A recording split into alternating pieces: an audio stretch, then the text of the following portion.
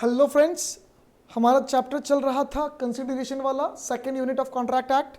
इसमें हमने डेफिनेशन को बहुत प्रॉपर्ली समझ लिया था, एकदम अच्छे से समझ लिया था भैया कंसिडरेशन क्या होता है। When eight the desire of the promisee or any other person has done or abstained from doing, does or abstains from doing, promises to do or abstain from doing something, तो उस act को, उस एब्सिस्टेंस को या उस promise को हम क्या कहते हैं? कंसिडरेशन।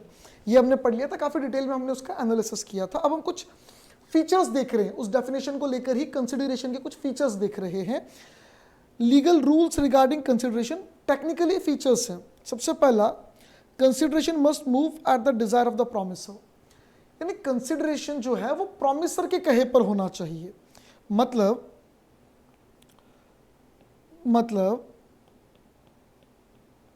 एक्स और वाई में कोई कॉन्ट्रैक्ट हुआ, एक्स ने वाई को कुछ कहा कि भाई तू मेरे लिए ये कर, यानी इसने अपनी डिजायर, अपनी इच्छा व्यक्त की, और फिर अगर वाई उस काम को करता है तो वो कंसिडरेशन है। आप समझना, इच्छा व्यक्त की यानी अपनी डिजायर रखी, मान लेते किसी एक्स ने, और बदले में वाई काम कर रहा है किसी जेड के लिए, कि जेड को कुछ बेनिफिट दे रहा है, मतलब कंसिडरेशन एक तरीके से बेनिफिट ही होता है। तो लॉ ये कहता है कि जेड और वाई के बीच में कोई कॉन्ट्रैक्ट नहीं है, क्योंकि इसको बेनिफिट तो दे रहा है लेकिन जेड के कहने पे थोड़ी दे रहा है। ये किसके कहने पे दे रहा है? एक्स के कहने पर। तो एक्स जाने और वाई जाने, जेड के साथ कोई कॉन्ट्रैक्ट नहीं। एक्चुअली क्या हुआ, जैसे गवर्नमेंट का कॉम्प्लेक्स था, पुराना सा खंडर हो रहा था, उसको टूट के उसका कंस्ट्रक्शन कराना था। उसमें कुछ शॉप्स पुराने वाले खंडर में ऑलरेडी किसी ना किसी की थी, तो वो तो उनको वापस रीअलॉट हो जाएगी, बन जाएगी तब, और नई शॉप्स जो होगी वो गवर्नमेंट बेचेगी या जो भी करेगी, तो इसको रिकंस्ट्रक्ट कराना था। तो जो डिस्ट्रिक्ट कलेक्टर था, कलेक्टर साहब जो थे हमारे, डिस्ट्रिक्ट कलेक्टर आप जानते ही हो, सिटी का सबसे बड़ा गवर्नमेंट ऑफिसर होता है, इसको डिस्ट्रिक्ट मजिस्ट्रेट भी कहते हैं। डिस्ट्रिक्ट कलेक्टर था, उन्होंने ऑर्डर किया, उन्होंने बोला किसी मिस्टर डी को, सपोज, या मिस्टर ए रख लेते हैं नाम अपनी, क्यों टेंशन लेना, चुन्नू रख लो यार, क्या है, ए रख लेते। इसने इसको अपनी डिज़ायर, अपनी इच्छा व्यक्त की कि मैं चाह रहा हूँ कि आप ये पूरा कॉम्प्लेक्स वापस नया बनाओ। मिस्टर ए ने अपना एक्सपेंस पर, अपने खर्चे पर पूरा कॉम्प्लेक्स वापस बनाया, सीमेंट, मिट्टी, ब्रिक्स, लोहा जो भी लगा सारा एक एक्सपेंस लगा, पूरा बन गया। इनमें से एक की दुकान किसी मिस्टर बी की थी। मिस्टर बी ने ए को बोला कि आपने मुझे दुकान बना के दी, अब इस शॉप पे जो भी सेल होगा, I will give you 2%, I will give you 2% of the sales. Suppose A और बी के बीच में ये कुछ कॉन्ट्रैक्ट टाइप दिख रहा है, कुछ कॉन्ट्रैक्ट टाइप दिख रहा है, जिसमें बी प्रॉमिस कर रहा है ए को कि I will give you 2% of the sales proceed of my shop. बाद में कुछ अनबन हो गई दोनों में, बी ने कमीशन देने से मना कर दिया। जो 2% दे रहा ना, कमीशन ही हो गया एक तरीके से। बी ने कमीशन देने से मना कर दिया, कोर्ट में गए, ए कोर्ट में गया, ए ने कोर्ट में जाके बोला, जज साहब मैंने सीमेंट, पत्थर, मिट्टी, लोहा क्या क्या नहीं लगाया, लेबर खर्च किया, कितनी मेहनत करके दुकान बनाई, और बी ने मुझे प्रॉमिस किया था कि ये मुझे 2% ऑफ कमीशन देगा, सेल्स का 2% देगा ना कमीशन, मतलब 2% ऑफ सेल्स कमीशन देगा। लेकिन जज साहब अब ये मुकर गया, नालायक मुझे दे नहीं रहा पैसे, मना कर रहा, बोले नहीं दूंगा। जज साहब ने बी को बुलाया, बोले बी साहब क्या बात हुई? बी ने कहा सर हमारे बीच में कोई कॉन्ट्रैक्ट नहीं हुआ। ए ने कहा सर झूठ बोल रहा है, इसने प्रॉमिस किया था 2% देगा सेल्स का कमीशन।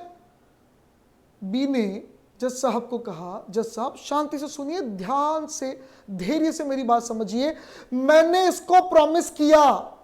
बी ने क्या कहा? बी ने ए को कहा कि जज साहब मैंने इस ए को प्रॉमिस किया कि मैं तुझे 2% दूंगा, 2% अपने सेल्स का दूंगा कमीशन, मैंने प्रॉमिस किया।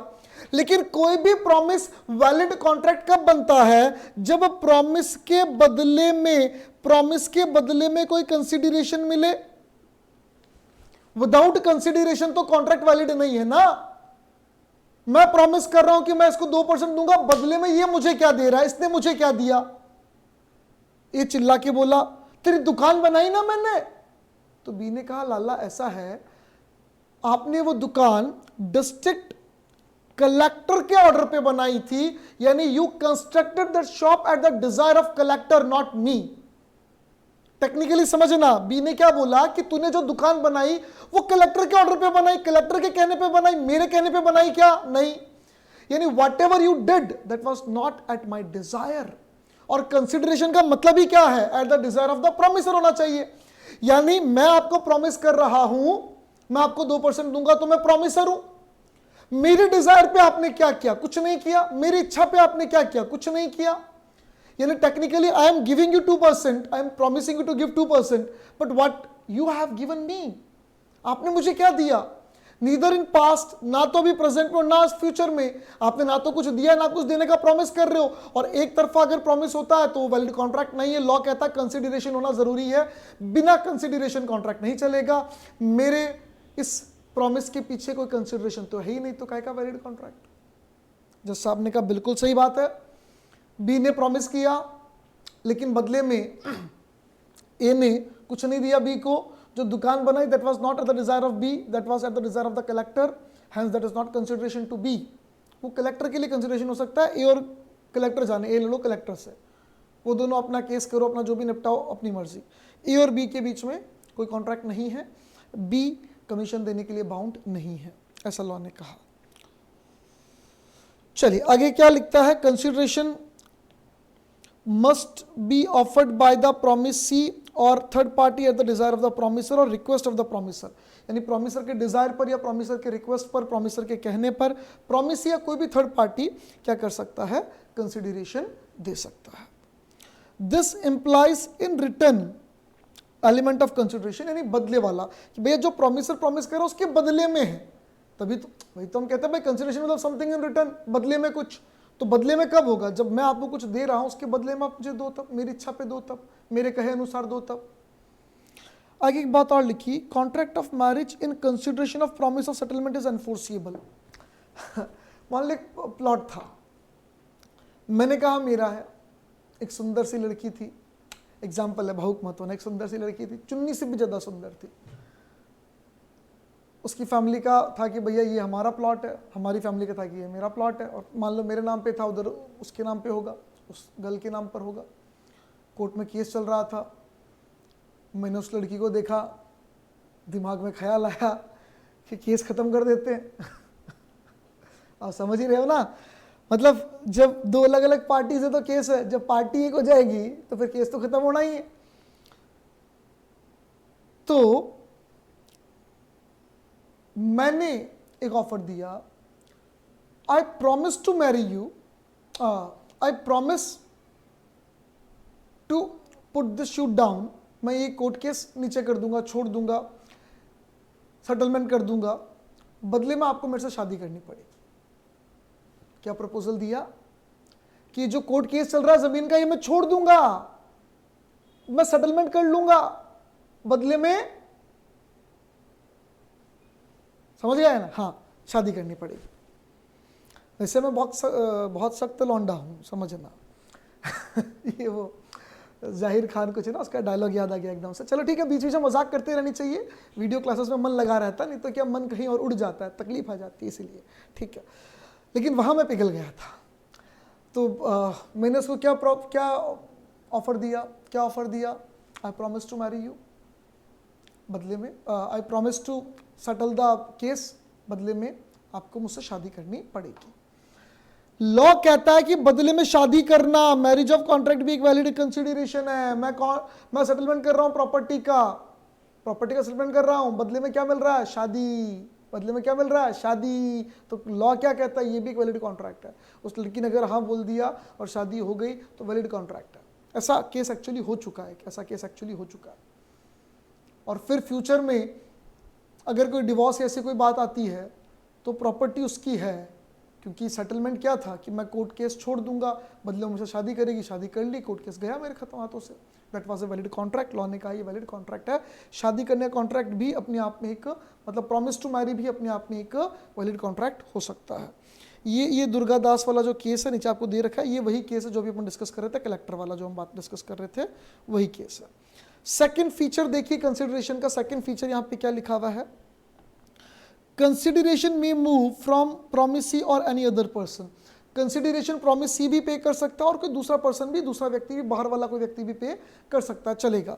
यानी इन इंडिया कंसिडरेशन में प्रोसीड फ्रॉम द promisee और any other person who is not a party to the contract, जो कॉन्ट्रैक्ट की पार्टी नहीं है। मतलब मैंने आपको पढ़ाया, मैंने कहा मैं आपको पढ़ाऊंगा, बदले में मुझे फीस दोगे, मैं पढ़ाऊंगा, ये मेरा प्रॉमिस, आप फीस दोगे, आपका कंसिडरेशन आपकी जगह पे आपके भाई ने, आपके पापा ने, आपकी बहन ने, आपकी मम्मी ने, आपके फ्रेंड ने आके अगर पे कर दी तो चलेगा चलेगा चलेगा चलेगा चलेगा। द डेफिनेशन ऑफ कंसिडरेशन जो सेक्शन 2D में वो खुद ही क्लियर कर रही है, इस प्रपोजल क्लियर कर रही है। डेफिनेशन क्या बोलती है? When eight the desire of the promisor, आगे क्या लिखा क्लियरली? द प्रोमिसी और एनी अदर पर्सन। डज वगैरह तो ठीक है, उनको पता है, वो आगे पूरी डेफिनेशन लिखे, शॉर्ट में काम निपटा दिया।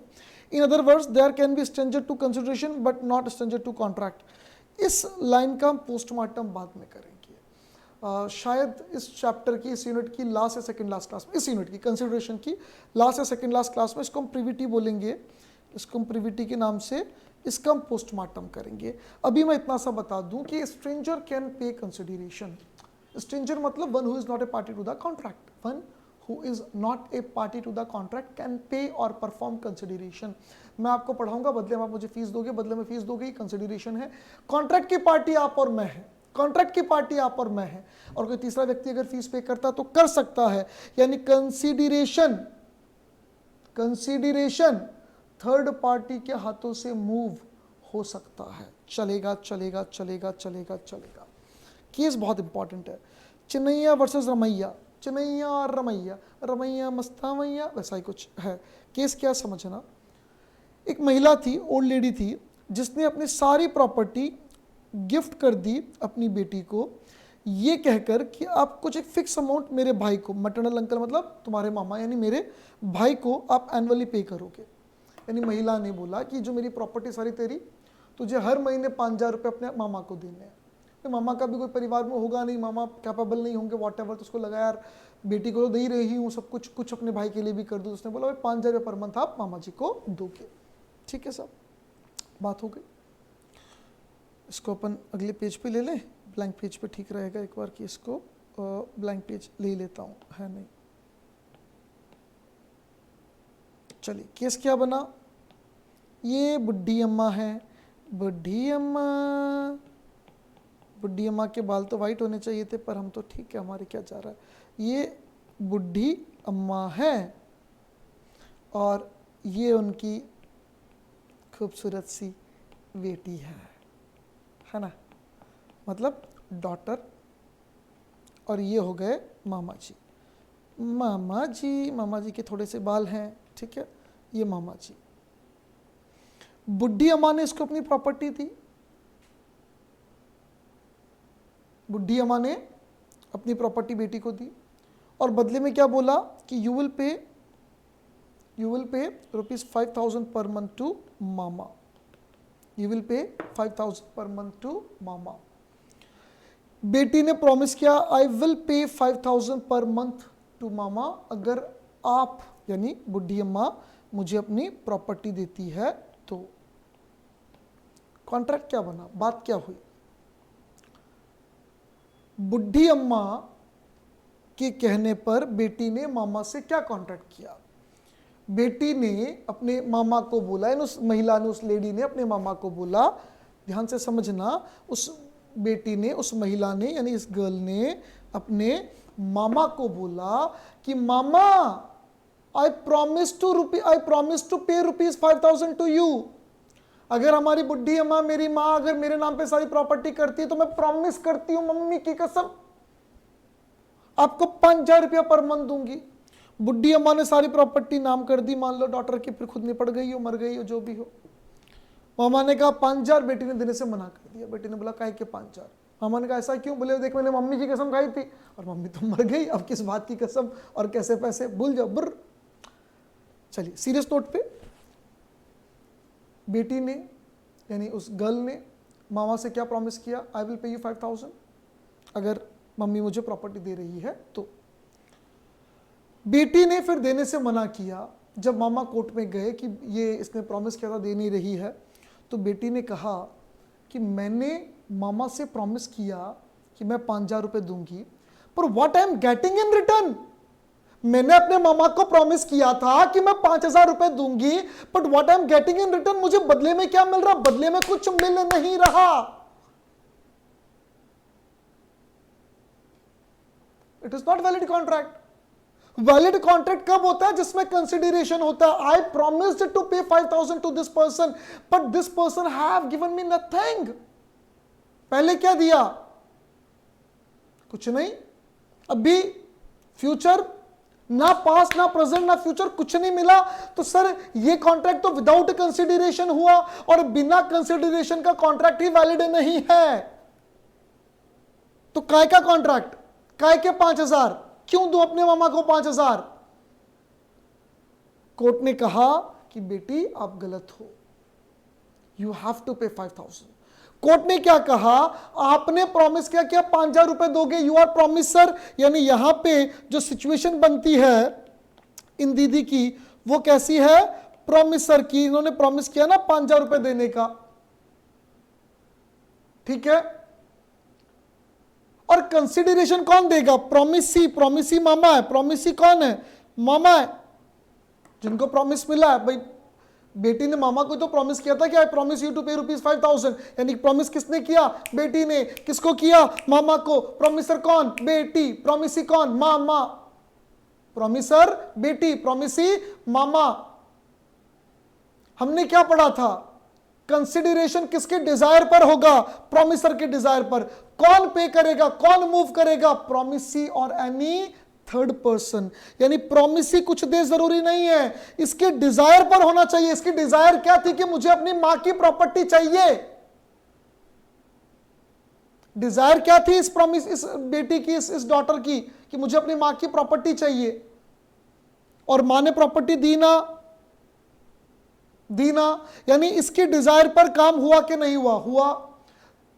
लेकिन प्रॉमिसी ने नहीं किया, तो लॉ क्या बोलता है, प्रॉमिसी करे जरूरी है क्या, थर्ड पर्सन करेगा चलेगा ना, हां चलेगा, बिल्कुल चलेगा, पक्का चलेगा। यानी मैंने कहा कि मुझे 5,000 रुपए फीस चाहिए तो मैं आपको पढ़ाऊंगा, आपकी जगह आपके पापा ने fees they the, is this valid contract? हाँ भाई, मेरी डिजायर क्या थी, 5,000, आपने नहीं दिया, आपके बिहाफ पे पापा ने दे दिया, चलेगा। कंसिडरेशन प्रॉमिसी भी दे सकता है, प्रॉमिसी के बिहाफ पर थर्ड पर्सन भी दे सकता है। लेकिन डिजायर किसकी होनी चाहिए, प्रॉमिसर की। जो पहले वाला केस था वहां प्रॉमिसर की डिजायर पे कंसिडरेशन मूव ही नहीं हुआ। जिसकी दुकान थी, जिसने बोला 2% कमीशन दूंगा, उसके कहने पे थोड़ी बिल्डिंग बनाई थी, तो उसकी डिजायर पर मूव नहीं हुआ था। यहां बेटी के डिजायर पर मूव हो रहा है। हाँ, मामा नहीं दे रहा, मामा की बहन दे रही है, मतलब बेटी की मां दे रही है। देने वाला दूसरा व्यक्ति हो सकता है, चलेगा। डिजायर किसकी होनी चाहिए, प्रॉमिसर की। तो दिस वाज वैलिड कॉन्ट्रैक्ट, और मामा को पैसे मिले, मामा को पैसे मिले, बेटी को पे करना पड़ा।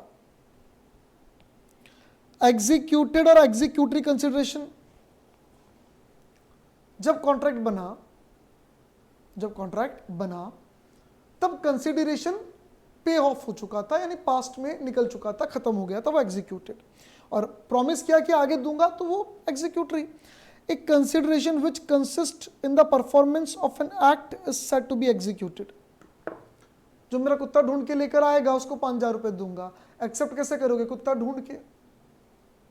यानी कंसिडरेशन क्या है, एक एक्ट है, परफॉर्मेंस है, आपको काम करना है, और जब आप करोगे तो ही कॉन्ट्रैक्ट बनेगा। यानी जब कॉन्ट्रैक्ट बना तो कंसिडरेशन तो दे चुका था, कुत्ता तो ढूंढ चुका था, अब तेरे को 5,000 देने हैं। यानी जब किसी एक्ट से, किसी परफॉर्मेंस से हमको एक्सेप्टेंस देनी हो, और उस एक्सेप्टेंस को दोगे, तो आपका परफॉर्मेंस तो हो ही गया, आपका एक्ट तो हो ही गया, यानी आपका कंसिडरेशन तो हो ही गया। तो अब यहाँ पे कंसिडरेशन क्या है, ऑलरेडी हैपन हो चुका है, एग्जीक्यूटेड है। यानी जो परफॉर्म्ड कंसिडरेशन होता है वो एग्जीक्यूटेड है, जो आप कर चुके हो, जो आप पे कर चुके हो, वो एग्जीक्यूटेड है, और जहाँ करना बाकी है वो एग्जीक्यूटरी है। यानी एग्जीक्यूटेड यानी पास्ट और प्रेजेंट, एग्जीक्यूटरी मतलब फ्यूचर। जब प्रॉमिस किया कि आगे जाके करेगा तो फ्यूचर है। The promise by one party may be the consideration for another party. एक पार्टी का कंसिडरेशन दूसरे के लिए, एक पार्टी का प्रॉमिस दूसरे के लिए कंसिडरेशन हो सकता है। फ्यूचर में ही होता है, फ्यूचर कंसिडरेशन में क्या होता है, प्रॉमिस ही तो होता है। A pays 5,000 to B and B promised to deliver him certain quantity of wheat within a month. एक महीने बाद गेहूं देगा, प्रॉमिस किया, यानी कंसिडरेशन के साथ फ्यूचर है। मैं आपको 5,000 रुपये दूंगा, बदले में मुझे एक महीने बाद गेहूं दोगे, तो गेहूं फ्यूचर में दिया जाएगा। फ्यूचर कंसिडरेशन वैलिड है, चलेगा साहब। वापस इसने बोला कंसिडरेशन अभी पास्ट प्रेजेंट फ्यूचर हम ऑलरेडी डिस्कस कर चुके हैं, पास्ट प्रेजेंट एंड फ्यूचर। देखो यहाँ क्या लिखता है, पास्ट के लिए मेरे ख्याल से एक इसने एग्जाम्पल दिया है, A performed some service to B at his desire. A ने कुछ काम किया बी के कहने पर। मैंने क्या कहा था कल पास्ट कंसिडरेशन में चिल्ला चिल्ला के, it must B eight the desire of the person. अपनी इच्छा से नहीं होना चाहिए, दूसरे के कहने पे होना चाहिए, वॉलंटरी नहीं चलेगा, involuntary. After week B promises to compensate A for the work done. जो आपने काम किया उसके लिए हम आपको कंपनसेट करेंगे। यहाँ पास्ट कंसिडरेशन है और एक वैलिड कॉन्ट्रैक्ट है, पैसा नहीं देगा तो शू किया जा सकता है। Consideration need not to be adequate. Consideration के लिए क्या बोला, समथिंग इन रिटर्न, बदले में कुछ। लॉ ने नहीं बोला इक्वल इन रिटर्न, समथिंग, कुछ होना चाहिए। यानी मैं आपको बोलूं कि मैं आपको अपना ये मोबाइल, सपोज मोबाइल है ना, ये हमारा इमेजनरी वाला मोबाइल है, ठीक है। मैं आपको बोलूं कि मैं आपको अपना ये मोबाइल सपोज रुपीज़ 5,000 में बेचने को रेडी हूं, और इसका वैल्यू भी 5,000 बनता है। सपोज 10 में खरीदा था, साल भर पुराना हो गया, 5 का बनता है, वैलिड कॉन्ट्रैक्ट होगा आप अगर एक्सेप्ट कर लोगे तो। सपोज मैं आपको ये बोलूँ कि मैं आपको अपना मोबाइल 1 रुपये में बेचना चाहता हूँ, I am willing to sell my mobile to you for ₹1। मैं आपको अपना मोबाइल 1 रुपये में बेचना चाहता हूँ। Is this a valid contract? क्या ये एक वैलिड कॉन्ट्रैक्ट है? Yes, this is a valid contract. Sir 1 रुपये में? हाँ, लॉ ने बोला कंसिडरेशन कुछ होना चाहिए, समथिंग इन रिटर्न कुछ होना चाहिए। 1 रुपया कुछ है कि नहीं है? कुछ तो है, चलेगा। मैं आपको मोबाइल 10 करोड़ में बेचूंगा, आप हाँ करो तो, और आप हाँ कर दो, वैलिड कॉन्ट्रैक्ट है। क्लियर कर दूं यहां पे एक बात, आपको सिंपल क्लियर कर दूं, जिसके कोई लीगल वैल्यू नहीं है। जैसे मैं आपको मोबाइल दूंगा, बदले मुझे आशीर्वाद देना, या आप मुझे मोबाइल दो मैं आपको आशीर्वाद दूं। आप मुझे क्या आशीर्वाद दोगे? सॉरी, मैं आपको बड़ा ही देता है ना, छोटे को आशीर्वाद ऐसे क्या करते हो? तो ये आशीर्वाद it is not legal thing, ये समथिंग में नहीं आता है। कोई गरीब बोलता है आप मुझे 100 रुपये दो मैं आपको दुआएं दूंगा, तो दुआएं does not have any value in terms of, in the eyes of law. कानून की नज़रों में उसकी कोई वैल्यू नहीं है। तो क्लियर करना, एडिक्वेट होना जरूरी नहीं है, पर कुछ होना चाहिए। 1 रुपये में गाड़ी बेच रहा हूँ, 1 रुपये में मोबाइल बेच रहा हूँ, 1 करोड़ में मोबाइल बेच रहा हूँ, सब चलेगा, कम भी चलेगा, ज़्यादा भी चलेगा। लेकिन क्लियर करना, जहाँ जहाँ इन एडिक्वेट, जहाँ जहाँ इन एडिक्वेट कंसिडरेशन होता है, वहाँ वहाँ लॉ को इस बात का शक हो जाता है कि शायद यहाँ पर फ्री कॉन्सेंट नहीं है। भाई एक आदमी अपना मोबाइल 1 रुपये में बेचने का कॉन्ट्रैक्ट कर रहा है, क्यों? हो सकता है उसको डराया धमकाया गया हो। एक आदमी एक सिंपल से मोबाइल को 1 करोड़ में खरीदने के लिए हाँ कर रहा है, क्यों? हो सकता है उसको डराया धमकाया गया हो, अनड्यू इन्फ्लुएंस हो सकता है, कॉर्जन हो सकता है, कोई ना कोई कारण हो सकता है। नहीं, फ्री कंसेंट नहीं होगी ना। एक आदमी अगर अपनी सोच समझ में होता, अपनी सोच समझ के डिसीजन लेता, तो 1 रुपये में मोबाइल बेचने की बात करता, 1 करोड़ मोबाइल खरीदने की बात करता। क्यों करता? ऐसी बात नहीं करता। यानी consideration need not to be adequate any particular value, कोई वैल्यू नहीं है साहब। It need not be approximate equal value, ये भी कोई जरूरी नहीं है, but it must be something which the law would regard value. Law जिसको बोले कि हाँ इसकी कुछ वैल्यू है, आशीर्वाद की लॉ कहता कोई वैल्यू नहीं है, दुआओं की लॉ कहता कोई वैल्यू नहीं है।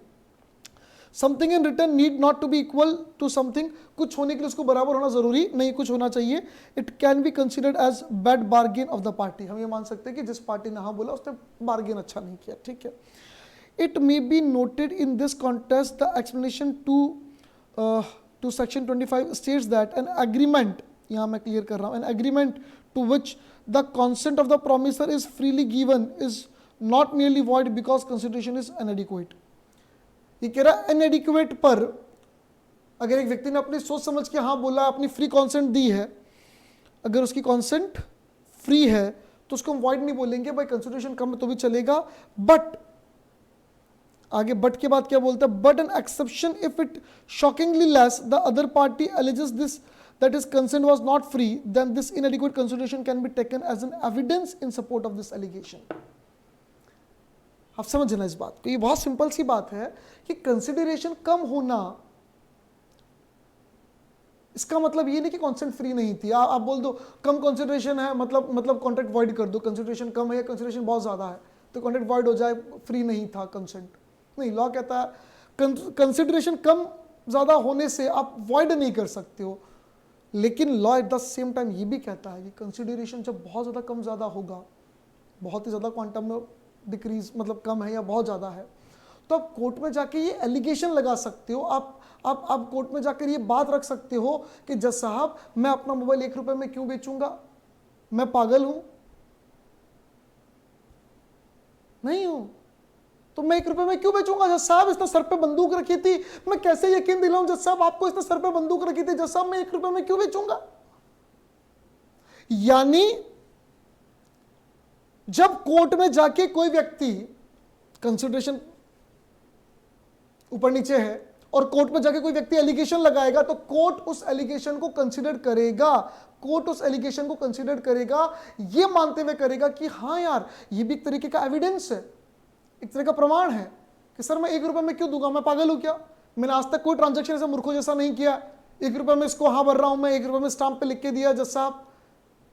आज से पहले आप किसी से आके पूछ लो, मैंने ऐसा कोई ट्रांजैक्शन नहीं किया, मैं कोई मूर्ख आदमी थोड़ी हूं, 1 रुपए में क्यों बेचूंगा? इसने सर पे बंदूक रख रखी थी, सर डरा रहा था मेरे को, धमका रहा था।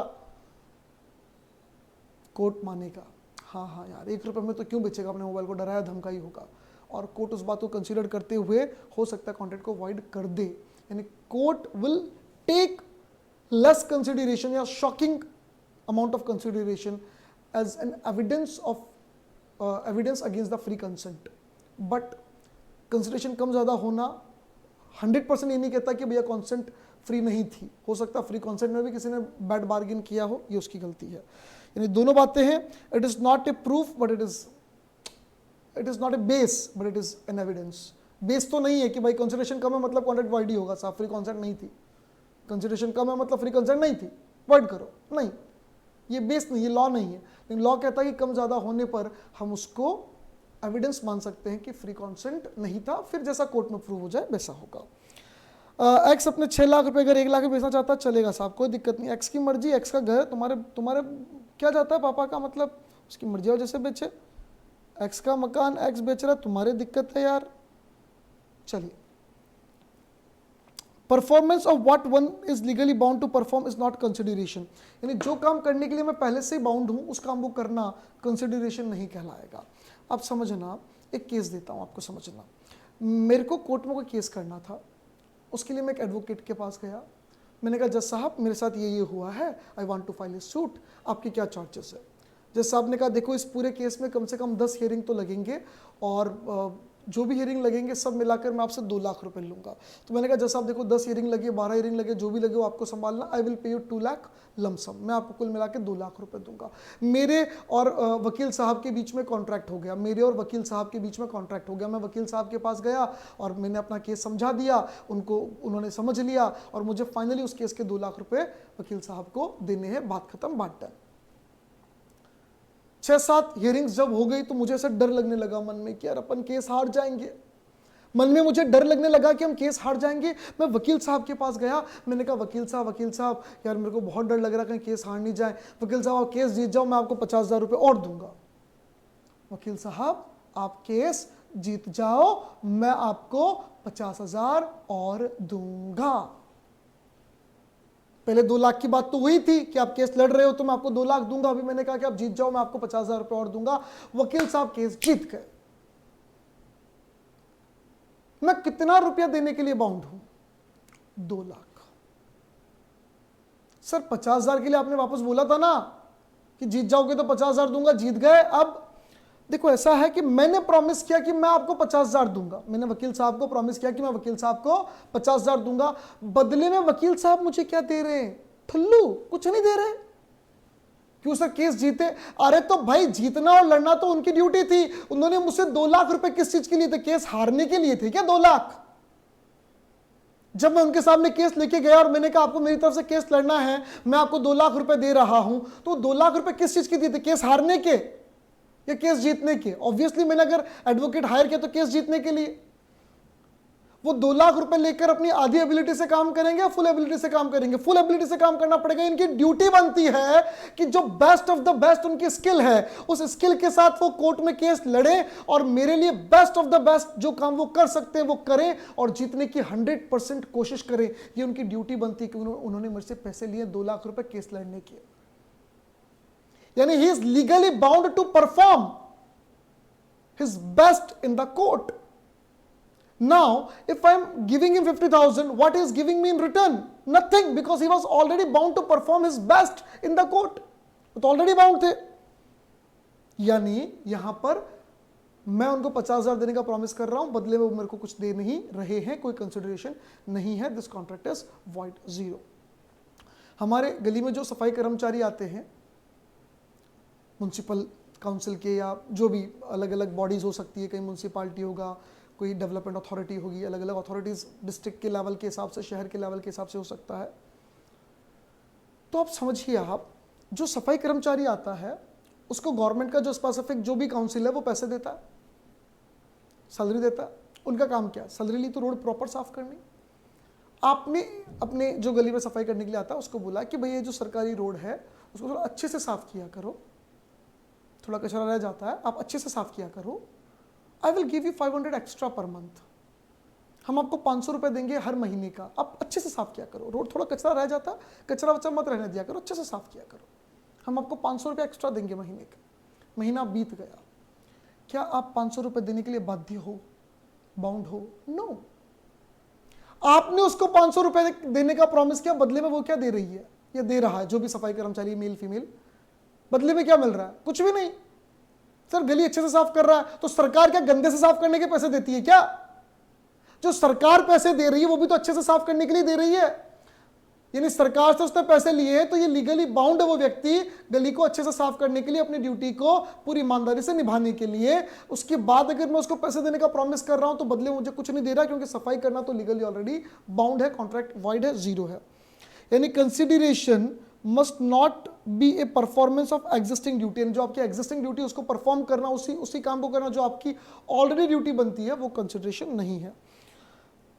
The performance of an act by a person who is legally bound to perform the same can not be consideration of the contract. यानी कोई ऐसा काम करना जिसको आप करने के लिए पहले से ही बाउंड थे, वो आपका कंसिडरेशन नहीं है। Hence promise to pay money to a witness is void.